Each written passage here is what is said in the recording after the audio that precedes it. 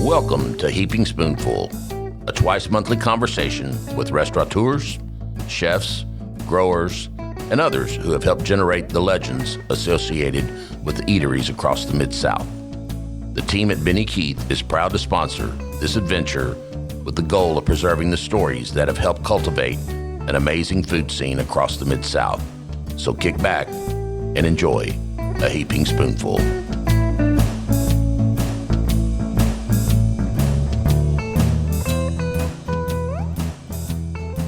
Hello, everybody, and welcome to another episode of Heaping Spoonful. I'm Kelly Bass, your host for the day and for these podcasts. And let me just tell you, I was a foodie and actually a newspaper restaurant reviewer long before there were blogs and online reviews. I had one of the only couple of voices in this town that got to do restaurant reviews, and that was super cool. But I've stayed a foodie well past my newspaper days, and I plan my day, and we certainly plan our trips around what we're going to eat and where we're going to eat it. So this whole hosting of Heaping Spoonful comes very naturally to me, and I love it. And we've talked to a lot of the top restaurateurs across the Mid-South, and today is no exception. We are talking to Gio and Vince Bruno of Bruno's Little Italy in downtown Little Rock, one of the absolute legendary Hall of Fame restaurants in Arkansas history and really in American history. So welcome, gentlemen. Glad you're here. Hello. Glad you're here. It's great to have you on here today and to share your family's amazing story with our listeners. You know, for those of you not from Little Rock, listen closely to this story of Bruno's because it's really unlike any that we have here and probably many places in the U.S. Of course, you got to realize there are segments of your customer base who really only know you for the incredible traditional Italian dishes that you serve them at 310 Main Street on a hopping block that you guys helped establish. And that's where the latest chapter in this long, winding tale began in October of 2013. Now, others remember back to the very long preceding chapter, which was 20-plus years that your restaurant was a staple in the Colonnade Shopping Center on Bowman Curve in West Little Rock. And some might have even eaten at your other West Little Rock location on Old Forge Road in the late 70s and early 80s. But boy, that's been a while, although for some of us of a certain age, it doesn't seem that long ago. But still, all of that history, back to the 70s, in terms of the Bruno legacy, that's all fairly recent news because your family's history in the Italian restaurant business goes back more than 110 years when your paternal grandfather, Giovanni Bruno, got off the boat from Naples, Italy, at Ellis Island, like so many tens, if not hundreds of thousands of immigrants before him, back when this was a friendly place to come from folks from other countries. And so, Gio, why don't you tell us and all the Heaping Spoonful listeners what your grandfather and his brother introduced to New York and thus really to America? One of my grandfather's brothers came over first in, I think, about 1898. And he opened up a grocery store, Italian grocery store. In New York? In New York. And he was kind of like the place where all the subsequent brothers could live. They would live, above his store until they opened up their own businesses. So by the time my grandfather and his brother came over, they came over specifically to introduce pizza to America. Isn't that wild? It's crazy. They came over and they started out with bakeries. Okay, that were affiliates of the grocery store. Okay, so they had a bakery. I don't know if you saw the movie Moonstruck. I did. Where in the basement they had the big bread ovens. And then they had the storefront on the ground level, and they lived upstairs. My dad called that a taxpayer's building. Exactly. And so that's the kind of building my dad grew up in. So Grandpa offered the bakery goods and pizza.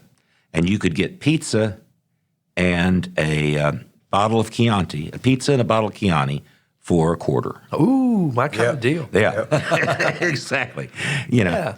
Isn't that amazing? And then your grandfather, again, I mean, just like your father and just really like you guys, was really kind of a bon vivant in that he had a lot more going for him than just the fact that he knew how to cook great Italian food and have a bakery and all that.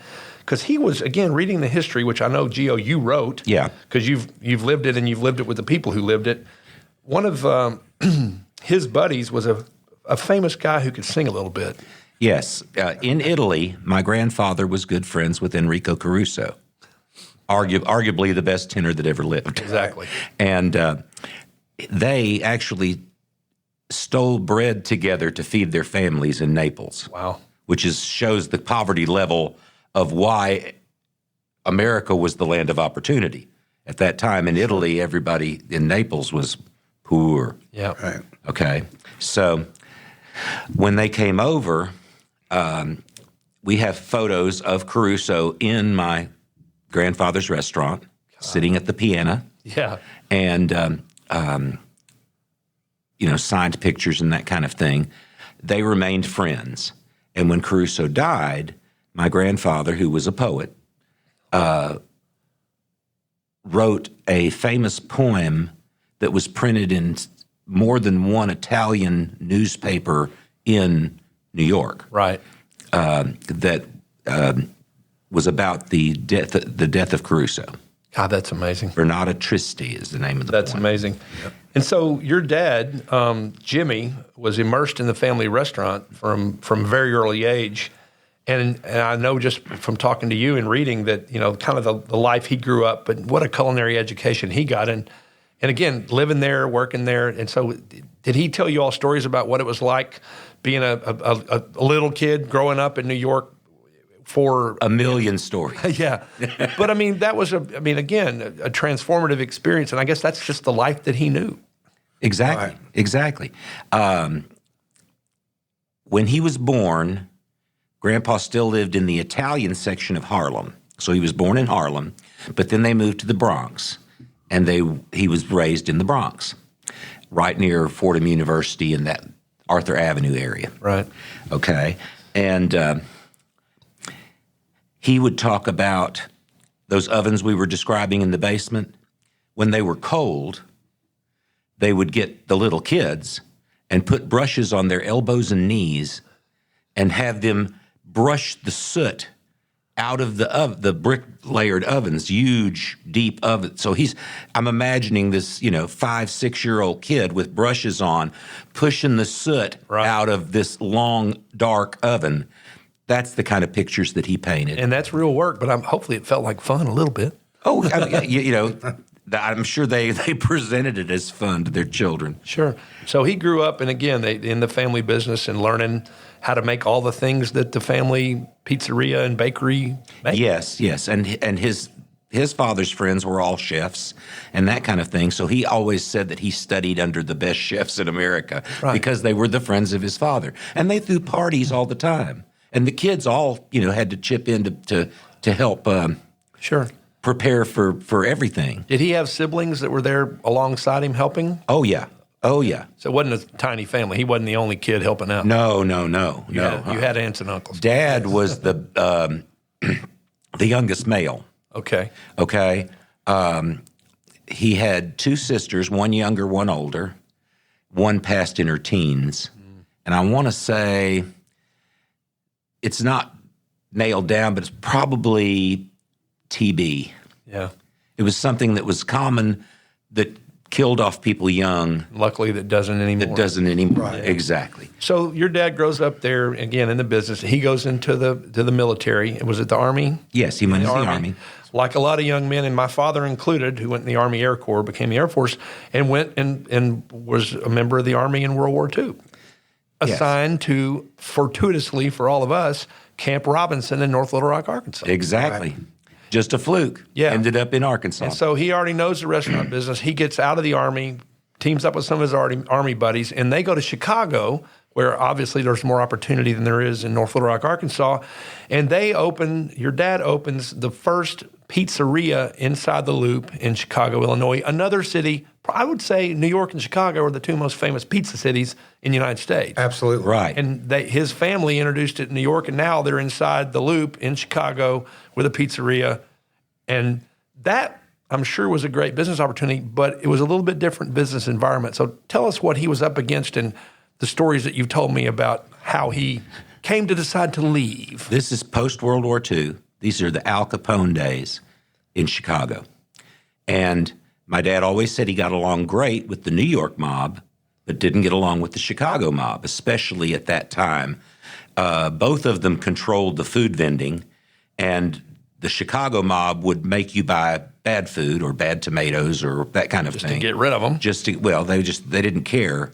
They just wanted your money. And so Dad got along fine with the New York mob. Of course, his father was head of the Bakers Union, another thing that Giovanni was. Right. And so he had great connections of the type that you see overlapping in the first Godfather movie, for instance. Yeah. But anyway, and it's not all mob, but the Chicago mob wanted to have my dad under their thumb. Sure. And so they gave him a gun with no bullets in it, and they owned the cops. They sent him to the bank across the street and said, rob this bank, the cops are in on it, and then if you ever cross us, we'll have you arrested for bank robbery. The ultimate leverage. That was the leverage in order to get him to pay protection forever and be owned by them. Right. So he goes over there. He never takes the gun out of his pocket. It happened to be the bank he banked at. And he said, take all my money and put it in Union National Bank in Little Rock, Arkansas. And he got out of town alive only by dropping the name of his half-brother who's in the mafia.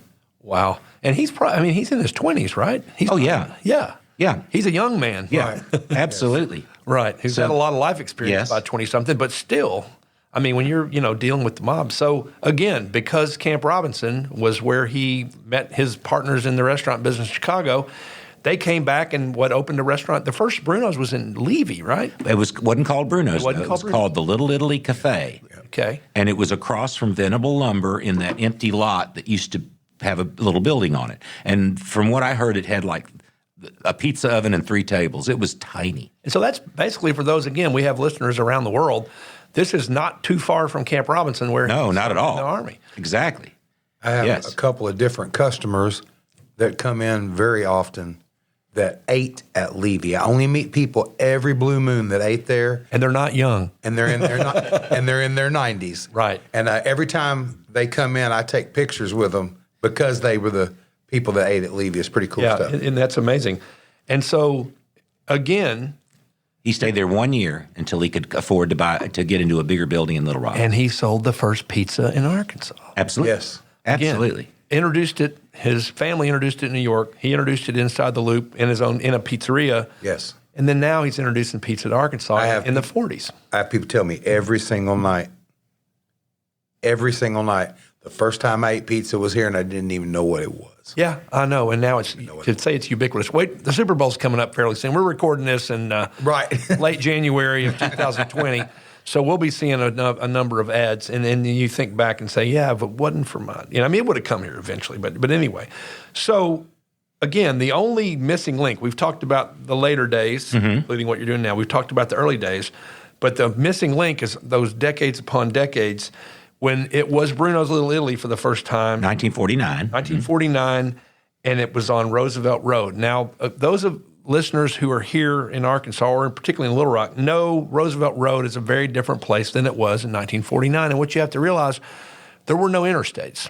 So if you're traveling east to west, pretty much from anywhere to anywhere, if you're going from Oklahoma City or Dallas and points west to Memphis, Nashville, New York, you're coming right along Roosevelt Road, right by the fairgrounds, but you're going by Bruno's Little Italy. That was the highway through town. Exactly. And lots of people stopped, and the locals flocked, and it was like nothing anybody'd ever seen. And again, you told your house, well, in 1949, neither of you were born, but Jay was 54.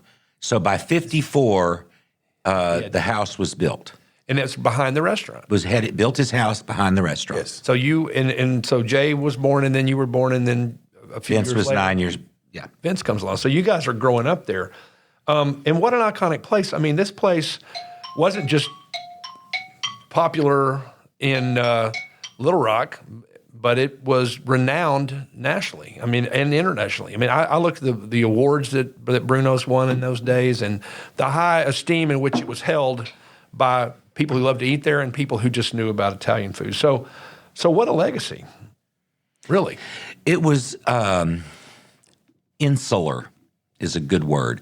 I always kid with people that I never heard country music until I was a teenager. My dad was the king of his world, and, I thought everybody sat down and listened to Vic Damone when they ate dinner. I was telling some customers that last night. Yeah. That country music wasn't in my world. Yeah.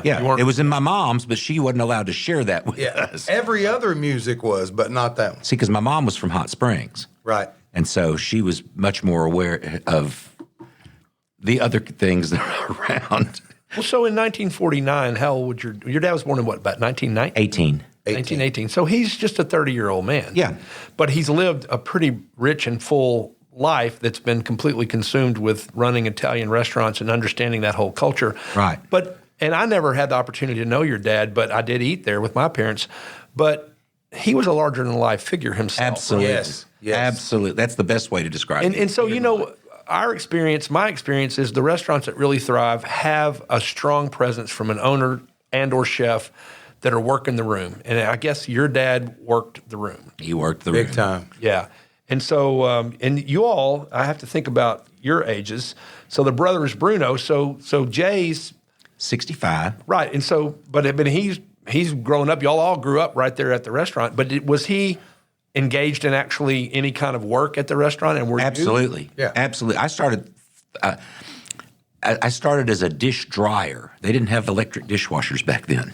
So you were a dish And dryer. so, yes, because the third sink had a gas flame under it and was boiling water. And they'd pull them out, and I had, an apron tied up here, standing on a chair with a towel in each hand because you couldn't touch the dishes because they were boiling hot, and you would dry the dishes. And how old were you then? 8. 8, yeah. That's the first thing I remember doing. By the time I was 9, I tossed a pizza in the air behind Dad's back, and I'd pretty much have been doing it ever since. Yeah. So I became a pizza guy real quick. Yeah, and Vince, you were hanging around because you were a kid, I was running around there at Roosevelt all the time because we lived right there. but you were not old enough to really function in the world of the restaurant. No. Yeah.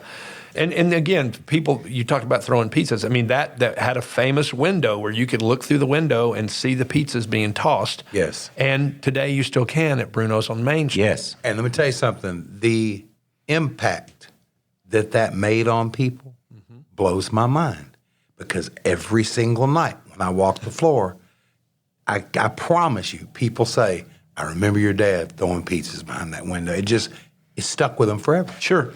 And I will tell you that, I've obviously eaten that and known about Bruno's, but somehow I never ended up really getting pizza. And so one day I'm working in a part-time job, and a woman that I was working with used to work at Bruno's, and she said, we got to get a pizza from Bruno's, because we were on Rodney Parham and you guys were down the street. Right. So I look at the menu and I was like, garlic is an ingredient. Garlic's not just in the sauce, but you can get a sausage and mushroom and garlic pizza. And we got one, and it had like 25 cloves of really nice caramelized garlic. And I was like, I am in love, and I've stayed in love. And so it's amazing. And so, again, things happen over the years. The neighborhood around the interstates were built. All of a sudden, you don't have a gazillion cars rolling up and down Roosevelt Road, and it becomes a little bit of not dilapidated, but a little bit of a depressed, economically underprivileged area of town. So very wisely, you all said, okay, we've been in the hottest spot there is, which is the interstate, or which is not an interstate. The highway through town, highway Dad through always town. called it. Right. Well, you know what?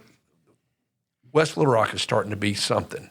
And you all in 1978 closed in Roosevelt and moved to Old Forge Road, which again seemed a way farther out west in 1978. It's almost like Midtown feeling now.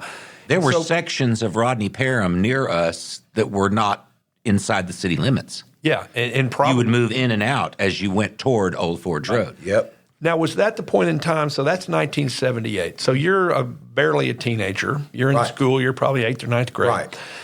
And that's also when your dad, for health reasons, is that when he kind of stepped back and wasn't involved in it. Let Jay and I do most of the stuff, yeah. Right. And Now, my brother Wayne also was part of the business at that time. That's right. My half-brother Wayne Gilchrist from my mom's previous Right. marriage. And then a few years later, your father passed away at a fairly young age. He passed away at 65 in 1984. Yeah. Yeah. And so you all have been there for 6 years. And I'm sure, I mean, again, the good news for everybody is you all knew very well how to make all this stuff and how to run a restaurant. But you're losing your father, you're losing the icon, you're losing the connection to New York and Chicago. Sure. But so y'all worked there for 9 years, and I guess as things came to pass, it was time for Bruno's Little Italy to close. Let me give you a little Reader's Digest of that. Yes, Okay? there you go. Dad is gone. Right.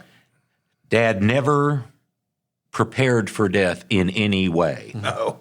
Okay? And he didn't read the part of his life insurance policy that said that it got cut in half once he turned 65. So he waited till he was 65 to pass. Okay? So basically that put a great deal of pressure on my mom. You're in the Yes. middle of the real estate boom, the real estate crash of Right. the 80s. Yep. Okay? So the building was draining us. That was a huge piece of property. Yeah, I know That where it is. building where the sawmill was, that building was huge, and it was on 3 acres. And there were That certain we parts, didn't need. Right. certain parts of the business side of the business that he never taught any of us, including my mother. So we were kind of going, Dad had a great balance. And let me tell you something, I've learned how difficult it is to achieve this. He had a great balance of knowing how to run stuff and being a chef. Yeah. He knew it all, and he could do it all. That ain't easy. No, and you guys knew how to make great meatballs and lasagna and pizzas, but maybe the business side, he didn't pass all of that on. I'm still Just the learning. nuts oh, and exactly. bolts. I'm still Exactly. learning every day. Yeah. I'm Yes. still learning every day. Yep. And So- so that's the situation we were in, that we had to close it. Right. Also, it was sitting right off. I just want to throw this in. Sitting right off Rodney Parham. Mm-hmm. We always kind of felt like that we kind of weren't as visible as we would have liked to be, because at the time, whoever was in the chair of power over that area, we couldn't put a sign on the corner, Yeah. and so it was kind of tough. The zoning people. Right. And so is that the point in time, Gio, when you went and started working in the ad business?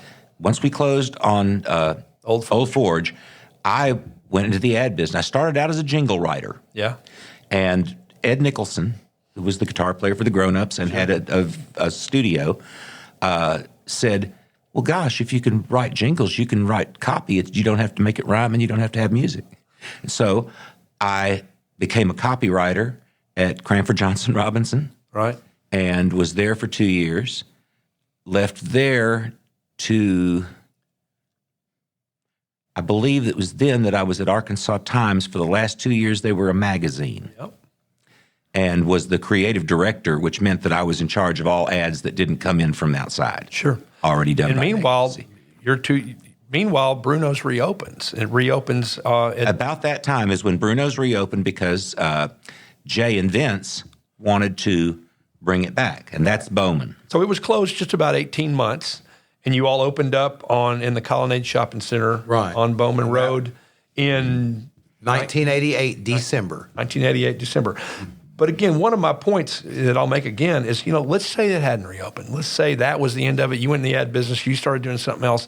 You could sit here today and go, man, what a run we had. Look, Yeah, we started in the absolutely. late Sure, 40s. sure. We made it till the 80s. I mean, we had a 40-year run, and it was beautiful, and that doesn't even count my grandfather. But no, let's crank it back up. So y'all cranked back up on Bowman Car back when that was the hot spot. That was, again, pushing out a little bit further west in West Little Rock. But again, that's where everything was happening. Boy, the Bowman Curve Shopping Center and Bowman and Markham and all Hot that was area at going the on. time. Right. Yeah, so y'all opened there, and you stayed there for 23 years. Which, again, if that's all you'd ever done, man, I started there when I was 21, and I'm in my Right. 40s, and we were shutting down, and it was what a great run. And boy, I hadn't even mentioned my father and my grandfather and all that Something stuff. that often and y'all boils- had a partner. You had a backer, Yes. Scott, Right. who remains a friend, and, Yes. and is doing other things. Absolutely. So when y'all closed, it was October of 2011, and again, Yes. for the second time, it looked like that was that.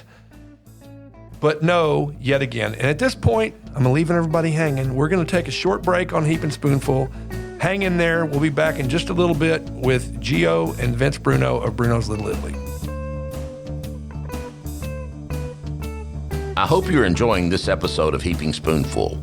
We at Benny Keith Foods enjoy talking about the food scene almost as much as we enjoy providing the top quality ingredients that help restaurateurs and chefs across the Mid-South create their magic. Now let's dive even deeper into the culinary world with your host, Kelly Bass. All right, everybody, welcome back to Heap and Spoonful. This is Kelly Bass. I'm your host here on Heaping Spoonful, where we talk with chefs and restaurateurs of the great restaurants across the Mid-South. Today, we are fortunate to have Vince and Gio Bruno of Bruno's Little Italy here. We're talking about the history of their restaurant, their family's restaurant that goes back to their grandfather coming to the United States in the early 1900s, and what a great story it is. So we've just left you that you've closed in 2011. You've been working in the advertising business for decades now. 25 years 25 I was in the years. advertising business. And so now, I will say this. While Bowman was open, the 23 years, I trained all their pizza makers. Okay, yeah. Okay. It's like riding a bike, right? You don't forget how to do it. Oh, that's the only thing I have an ego about. I make the best pizza in the world. Well, that's great. Well, you come from a long line of pizza makers. And I'll say that, again, just like you guys, okay, you moved, your dad moves to Roosevelt when that's the highway through town. You move to West Little Rock when it's hot. You move further west when the west out is hot. And then you move to what's really hot. And again, a lot thanks to you, downtown Little Rock in general and Main Street. So how did that come to pass? Vince, you told me maybe it started with a phone call? Okay, so Jimmy Moses and Rhett Tucker used to come eat all the time. And they are local. For those who aren't familiar, they are very active local developers who specialize in building up downtown Little Rock. Yes, they used to come eat all the time at Bowman. Yeah. Now, they ate with our parents before we were born. Sure. So they used to come eat at Bowman all the time, and I would sit at their table. And they would always talk about downtown because that's their thing. And, I said, maybe one day. And then when we closed, the night we closed, they came to buy some pizzas. Don't blame them. Don't blame them. Not knowing if they were going to get any more. And they handed me a card and said, don't forget. And so I'm going to skip forward a little bit. When Gio contacted me, we were going to start doing it with me and him. Then I said, we need to contact them. Well, they had a guy working for them that was willing to show us places because we were looking for a location. Right. Not necessarily any of theirs. Just they told him, just show them wherever. Well, we ended up going with them. Sure. Because we looked elsewhere, but the best place was where we're at. And let me tell you what, that wasn't guaranteed. No. Jay and I left a concert one night and drove by there, and I said to Jay, that's where they want us to go? Right. This dead end, it was dark. it was abandoned yeah, state office building. Sure. And those of us, I'd worked a block away at the Arkansas Gazette when it was vibrant down there. I used to shop. Well, everything moved west. They went to the malls. And you guys moved into 310 Main in October of 2013. So we're 6.5 almost years in when we record this episode. Yes. And so that really kind of seems to me brought you back full circle, back to your roots. Here we are, rolling out the recipes that we've served forever. And you told me, the food never changed. What changed was the dynamics of the neighborhoods. Sure. That's all that was. Yeah, the food's always been the same. There may be tweaks here and there, but it's always the basics. But you were a victim of circumstances beyond your control, which is, people didn't necessarily want to come to Bowman Curve that used to want to come to Bowman Curve. Not to your restaurant, I just mean the general area of certainly. When we moved to Bowman, it was hot. We helped to I kind of feel like we helped make that hot. Well, of course you did, because you brought people who knew your brand. Because we were the longest in the Colonnade. Yeah. We were there the longest to this day than anybody. Sure. We were there the longest. But again, people knew the brand. They're like, oh, I've eaten at Bruno's forever. I'm going to drive out there because that's where the food I love is. Sure. And that just brings in follow-on business for the Faded Rose and the Buffalo Grill and all the stuff that was around you. So I will just say, I remember when all this was happening, because I met Gio in the mid-'80s when you were singing with the grown-ups, and our friends were in it, Frank and Ed and Andy and Jeff and all the guys. Known Vince not quite that long, but we've been friends for a long time too. Yes. So my wife Ashley and I lived downtown for 8 years, and just about 2 years into our run down there, and I walked to work. And when I'd walk home from work, and if it was before 5, and sometimes I cut out a little before 5, every time I'd walk by, there's people lined up because you open at 5. And I'm like, wow, first off, you like to eat earlier than me, but secondly, you want to make sure you get a table. And then sometimes after 5, I'd walk by and I'd see you guys work in the room, and I'd or out on the patio when the weather's nice. And you always have a good crowd. Is it safe to say, and I'm sure there's ups and downs and everything, but that you've had success from day one, and that success has pretty much continued since? Absolutely. Yes. Yeah. Yes. Absolutely. And that's just, that warms my heart. And again, if you all had just opened this restaurant knowing how to make what you know how to make, I'm sure that you would still be successful by now, but you probably wouldn't have blown it out from day one because you wouldn't have been the Brunos from Bruno's Little Italy. Well, when I went back into the restaurant business, I had been in advertising. The last 15 years of that were in the advertising communications department at Blue Cross Blue Shield. I knew that. And one of the reasons why he was able to entice me to go back to the restaurant business was because the changes that the Affordable Care Act made to health insurance and the way they were reading the government regulations were changing every day. And it was, so your communication that you did yesterday was wrong. Right. And it was becoming a very difficult thing to communicate. And I was kind of going, restaurant business sounds pretty good right now. I always say there was never a better time to leave health insurance than when I understand. Just to add to that, so Bowman closed.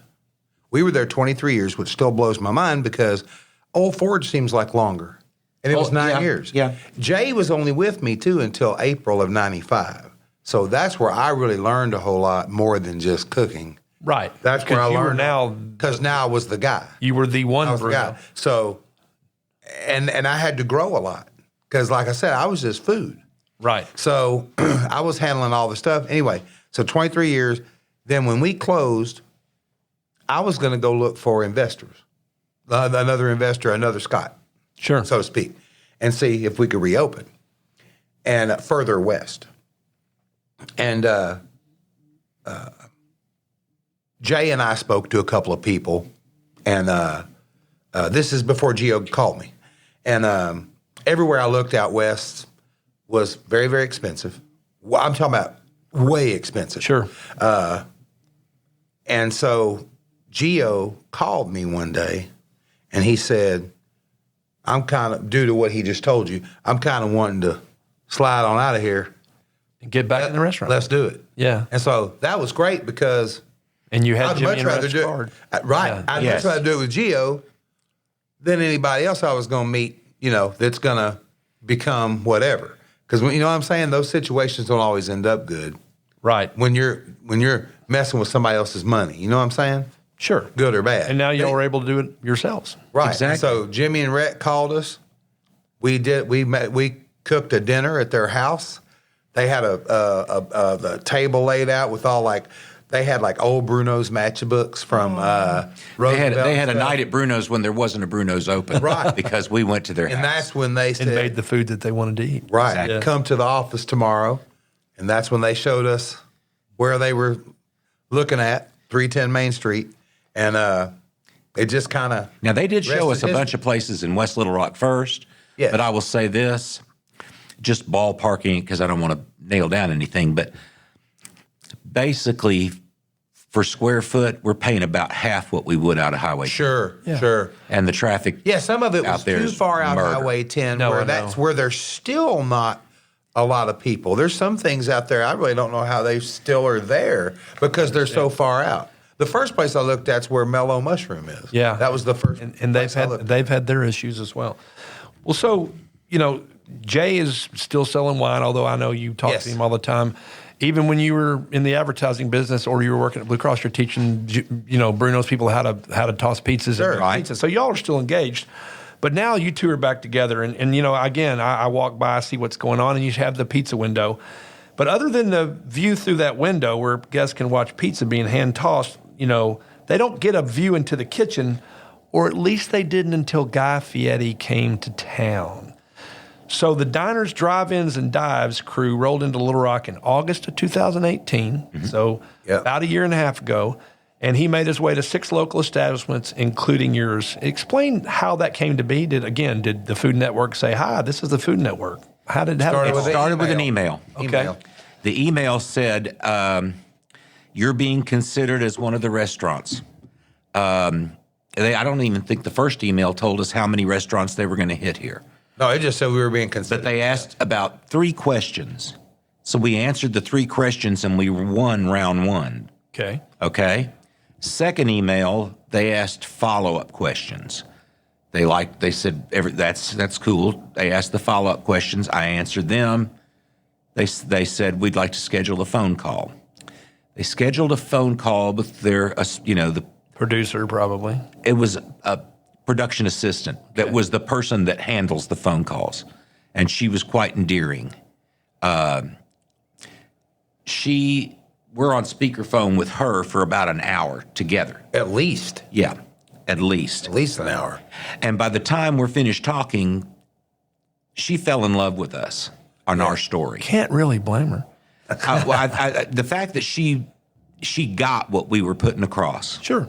And so she made it her mission to make sure that we were one of the ones. I mean, she actually said that. She said, "I'm really Yes. going to pull for you guys." And what happened when I was- take this to Guy, Yeah. I'm going to pull for you guys. I think it's 6 restaurants that It were is? hit. Of the 6 restaurants, we were the last one that he finally ascended to, Oh, okay. Wow. which I thought was interesting. That is. I mean, we were given 3 days notice 3 days. That he was coming to town. that he was coming to town. I mean, we had already been interviewing and stuff, but 3 days. That he was going to show up at your restaurant. And that we was had to have in October of 18. That was I in, believe. Or was it? that was in August and September. They because send you. Oh, they showed him in October's when October. it, Right. Okay. Right. They sent you reams of information about what you needed to do to prepare. Oh, yeah. When And, you watch that show, Yeah. it just looks like he pulls up to a restaurant, hops out, and goes in it. That ain't it. Yeah. It's, 3 days there's of 10 lot of hours a day work shooting. involved. Oh, I'm sure. But it's fun. 3 days It's of fun. 10-hour-a-day shooting. And so you all were closed at that point? No, we never closed an Because you didn't hour Never Day. closed. because we're not open during the day. All the other places he went to, They had to. they shut down for a couple of days Well, because they I had to know 'cause some of of the lunch people for- from the yeah. We kept going, but we actually, while we were on the off hours, we got no sleep that week. Yeah.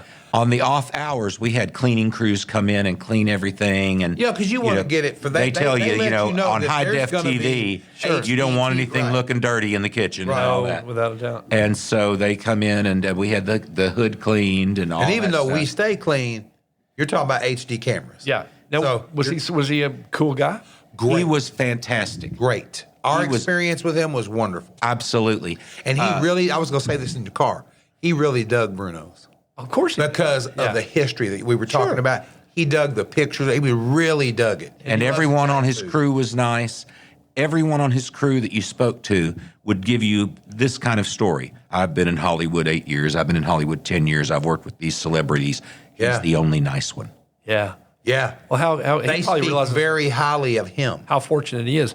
And so they came, and I've seen the show, and you make toasted ravioli and lasagna. Which he chose. Those are the items he chose. And again, I remember going, I have eaten this lasagna. If I'd known how long it took to make and how laborious a process it was, I might appreciate it even more than how great it tasted. So you all went through all that, and it goes step by step by step. And then it's on TV. And did you have a sense, did they say, you better be ready because some Yes. people are going to show They up? send you Yes. statistics of Yes. what happens, with graphs Yeah. for restaurants Revenue that get on the show. Yeah. And it was exactly like that.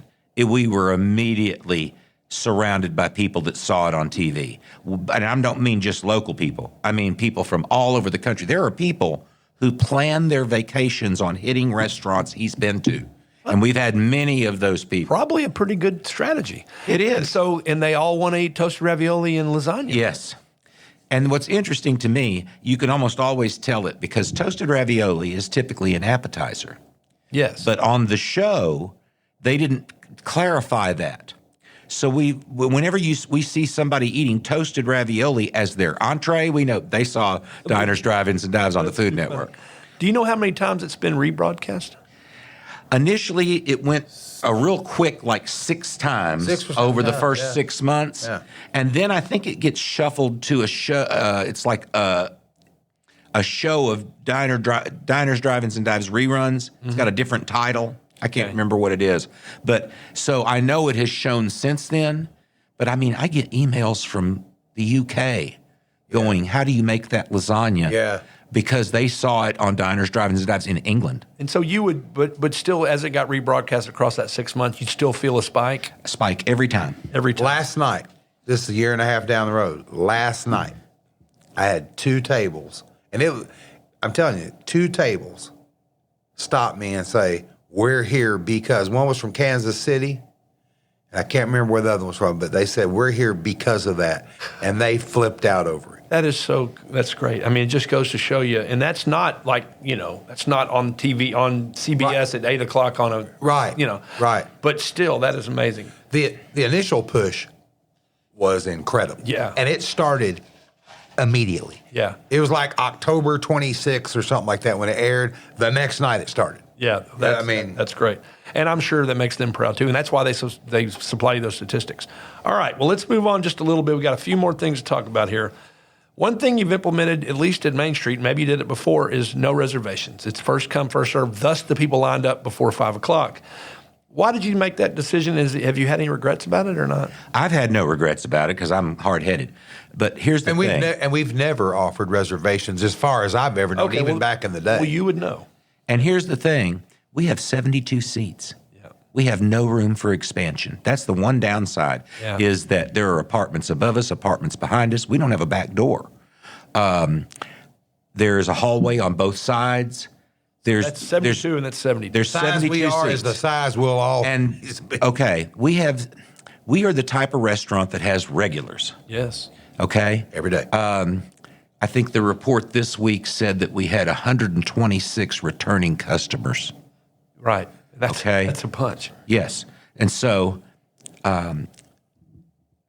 our regulars are having to wait for their table, but they get it. They come early on a Tuesday, Wednesday, or Thursday. They don't show up at 7:30 on a Friday night and think, why can't I sit down? Because everybody in the world wants to eat at 7:30 on a Friday night. Sure. And that's the thing. When you've got 72 seats, if I ever reserved a table, and I don't reserve them for my brother Jay, Yeah. you know, Right. I mean, And the reason being, if you try to do that, okay, then you've got a full lobby. and they're all watching you hungry seat those people. So when you're hungry, you're looking. And there's If you have an empty table, they're going to instantly go to the hostess, go, why are we not being sat? And what if those people don't show up? Then you've lost the business. And let me You tell you pissed something off else. 4 regulars. It don't even Exactly. matter if the table's the size of their party. It could be a 2-top and it could be a 8-top that's empty, and they're going to say, why am I not sitting down? So you have to just first come, first serve is the way to go. Right. It's fair. It's Yeah, fair. It's fair. Absolutely. And, you know, And there's an upside to a lot of people of that because they can just walk in. If they come early, they can walk right in and sit down. I've done it. I've done Yeah. it with my in-laws because Yeah. they're early. They're old and eat early anyway. And then you're also open 5 days for dinner.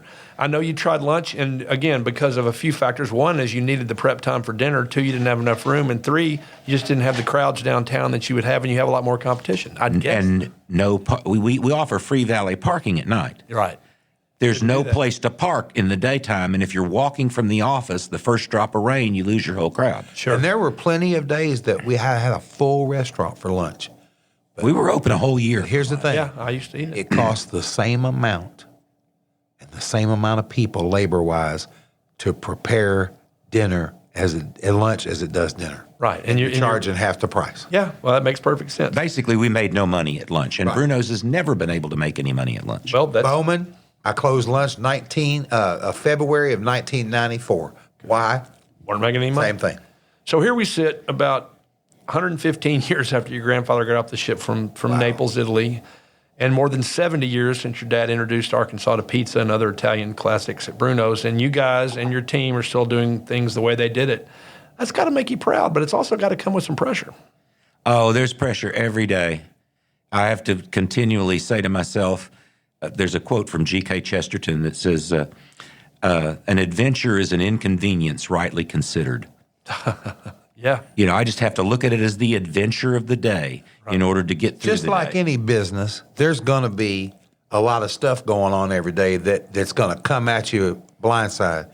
And that's anything. That's I mean, just anything. this very day, we've got somebody in there putting new thresholds on the doors to the bathrooms. I kind of got used to that at Bowman. When Jay left, the stuff I was talking about I had to learn. Right. It was kind of how to make my brain multitask every day. Yeah. Well, I'll tell you, I'm sure you wish that some days that your dad were here to see it. You know, he'd be proud, and your grandfather. But, you know, carrying on their legacy is really a cool thing because, again, your chapters unto yourself would be notable. We'd be sitting here talking about it. But what you're carrying on is great. I'm proud of you, and I know that Arkansas is proud of you, and that was before you ever got on Guy Fieri's show. And I can't promise that Heaping Spoonful has the following at diners, drive-ins, and dives, but let's hope at least a few of our listeners are going to find their way to Bruno's Little Italy, are going to visit with Vince, going to visit with Gio, whether it's your first time, whether you're going back. So there's your challenge, folks. Go get you some of the tastiest, heartiest, most authentic, classic Italian food you could ever want and get it at Bruno's Little Italy, 310, dyslexia got me, 310 Main Street in downtown Little Rock. Thanks, everybody. Please continue to tune in to upcoming episodes of Heaping Spoonful. We hope you enjoyed this episode of Heaping Spoonful. On behalf of all of us at Benny Keith Foods, Mid-South Division, please know how much we love connecting you with the legends of the culinary scene and their unique stories. I look forward to the next time we can offer you another Heaping Spoonful.